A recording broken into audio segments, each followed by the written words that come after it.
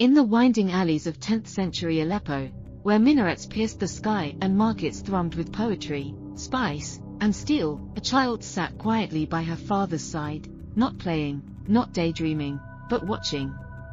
That child was Mariam al-Astrulabi.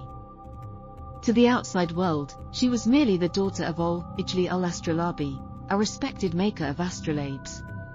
But in the silence of that workshop, Mariam was learning to read the heavens. Her small hands would soon hold compasses, dividers, and scribes.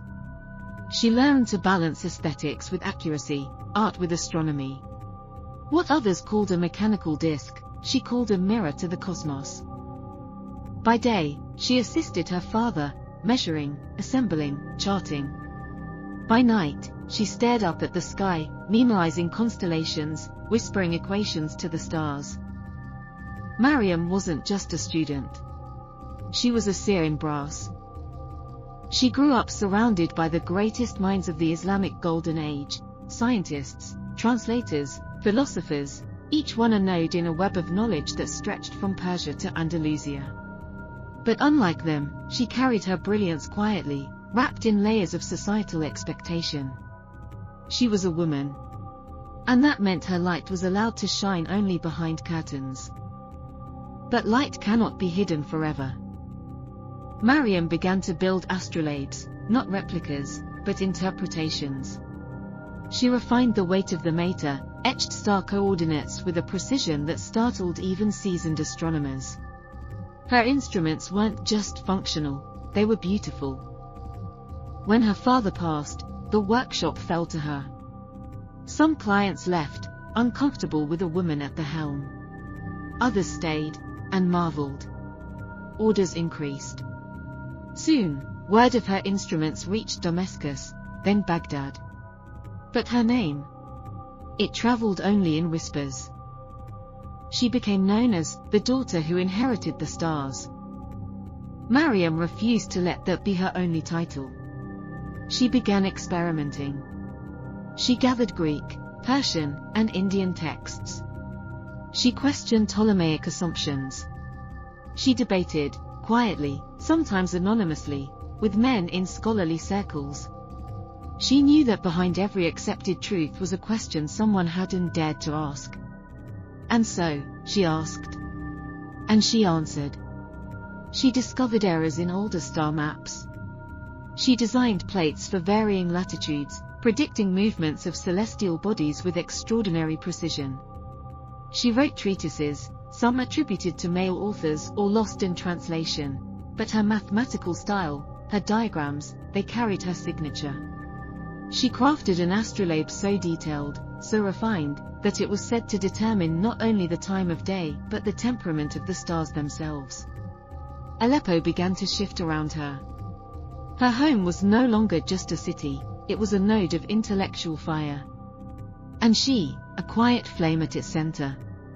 Yet Mariam's work, for all its brilliance, remained cloaked. Unlike her male counterparts, she received no titles. No court patronage. Her inventions spread under other names.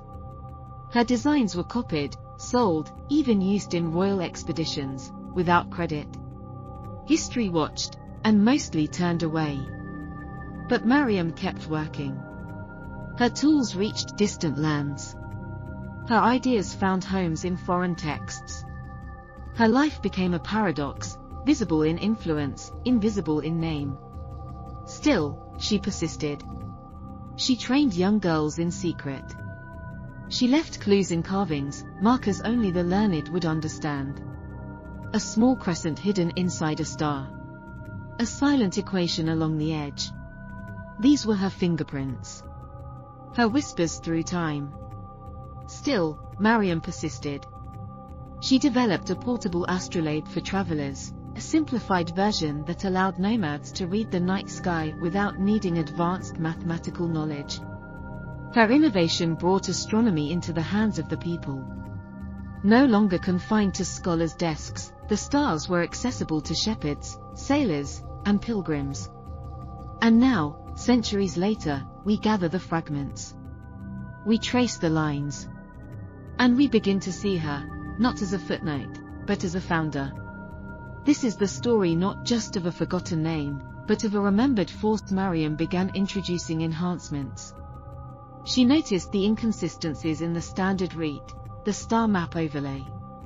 She painstakingly redrew the constellations, correcting positions, aligning celestial latitudes with the latest astronomical data of her time. Her instruments no longer merely represented the stars, they mirrored their motion with unmatched accuracy. News of her instruments began to spread. Scholars from Baghdad, Cairo, and Cordoba wrote letters requesting models. Traders would pass her name in whispers, the woman of brass and stars. Caliphs and governors, intrigued by the quality of her craft, sought audiences. And yet, even as her fame grew in certain circles, her identity was often reduced to daughter of al-Astrulabi. Her name, her innovations, her mastery, swallowed by the shadows of the patriarchy. She introduced the idea of interchangeable plates for different latitudes, a revolutionary concept. This modular design made it possible for a single instrument to be used across regions. You could begin a journey in Samarkand, pass through Damascus, and arrive in Marrakesh, using the same astrolabe, simply by switching the internal disc. But with innovation came resistance. In the academic circles of her time, dominated by men, skepticism flourished.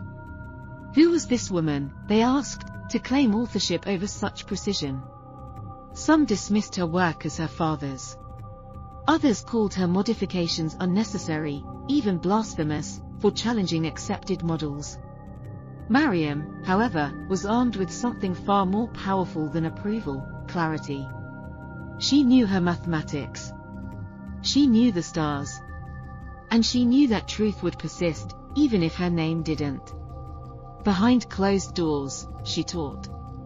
She mentored other women, daughters of merchants, wives of scholars, passing on the knowledge that had once been shared with her. She was a quiet revolutionary.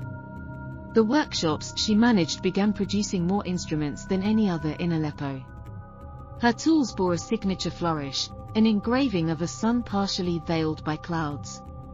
It was subtle, easy to miss. But for those who knew, it was a symbol of hidden brilliance.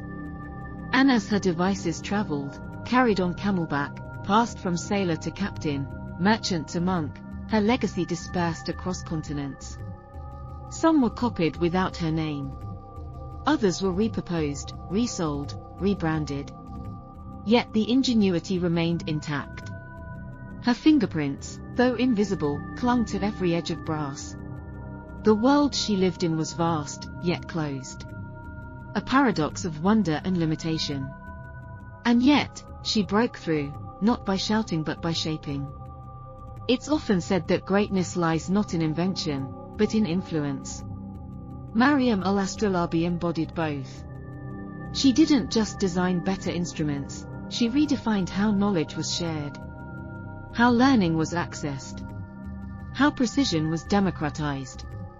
And even though history tried to silence her, the stars, ever faithful, carried her story forward. Her work would inspire generations of anonymous craftsmen. Her innovations would be echoed in the Renaissance, in the Age of Exploration, and beyond. Centuries passed. Empires rose and crumbled. Libraries burned. Knowledge was scattered like dust in the wind. But some things, like light, refused to vanish. They lingered, refracted, echoed. And in those echoes, if you listen closely, you'll hear her name. Mariam al-Astrulabi. Her instruments, though often unsigned, continued to surface. A brass astrolabe found in Cairo in the 12th century bore markings too precise, too visionary, to belong to the known makers of the time. In Granada, scholars puzzled over a diagram in a translated manuscript that mapped the stars in a style never seen before in Western texts. In Istanbul, a reclusive astronomer built upon a technique for latitude calculation whose origin had no known author.